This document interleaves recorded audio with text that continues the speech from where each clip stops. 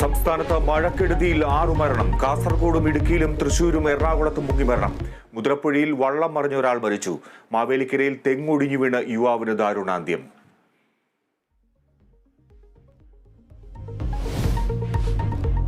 കൊച്ചിയിൽ മേഘവിസ്ഫോടനം. കോട്ടയത്ത് ഉരുൾപൊട്ടലിൽ 7 വീടുകൾക്ക് നാശം. താഴ്ന്ന പ്രദേശങ്ങൾ വെള്ളത്തിനടിയിൽ. കോട്ടയത്തും എറണാകുളത്തും റെഡ് അലർട്ട്.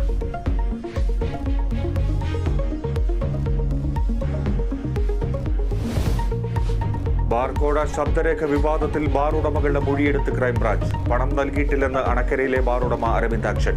ആരും പണം ആവശ്യപ്പെട്ടിട്ടില്ലെന്നും മൊഴി. ക്രൈംബ്രാഞ്ച് സംഘം മൊഴിയെടുത്തത് ഇടുക്കിയിലെത്തി. KSRTC ജീവനക്കാർക്ക് 1-ാം തീയതി തന്നെ ശമ്പളം. ഗഡുക്കളായി നൽകുന്നത് ഒഴിവാക്കാൻ ഫോർമുലകൾ കണ്ടെത്തിയെന്ന് മന്ത്രി. ഗണേഷിന്റെ ഉറപ്പ് KSRTC ഫേസ്ബുക്ക് പേജിലൂടെ.